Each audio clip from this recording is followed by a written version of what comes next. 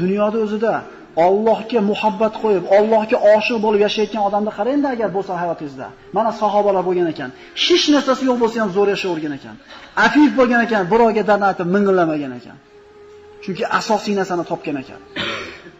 Allohga oshiq bo'lgan ekan, Allohga muhabbat qo'ygan ekan. Mana endi birodarlar 40 daqiqadan o'tib qopti. Sizlar uchun tayyorlab qo'ygan qissani mana oxirgisi. Ana shu jannatga oshiq bo'lgan, oxiratdagi uyini vatanda bilgan kishilarning hayotidan bir lavhani gapirib beramiz inshaalloh. Bismillahirrohmanirrohim. Abu Qudoma Shomiy tarixda o'tgan ulug' insonlardan, olimlardan, Alloh yo'lida jihodda umrini o'tkazgan kishilardan.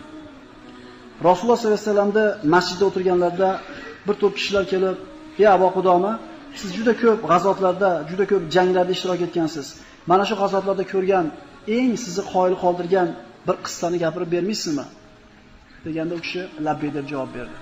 Madina atrofidagi ba'zi Ruqo degan shaharlarga biriga kirdimda, tuya olmoqchi bo'ldim.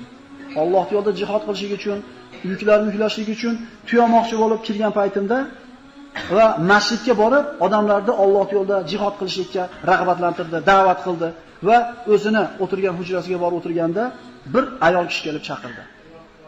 "Abu Qudoma, sizmisiz?" dedi. "Ha, men" dedi.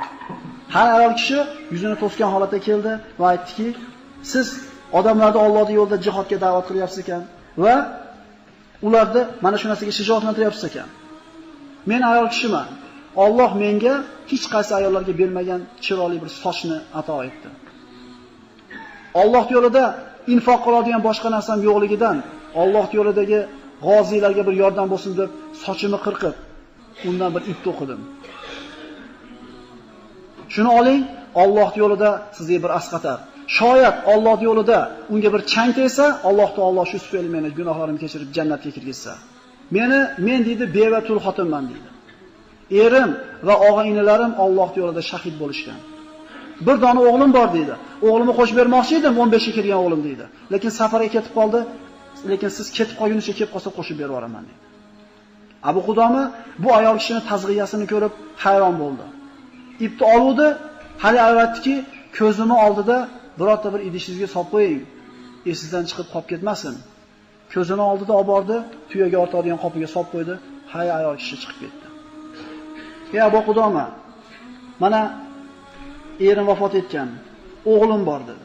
15 ga kirgan dedi. Qur'on tilovatini zo'r o'rgangan. Chavandozlikda, kamon otishlikda zo'r biladi. Qoyim tunlarda, kunduzlar ro'zador.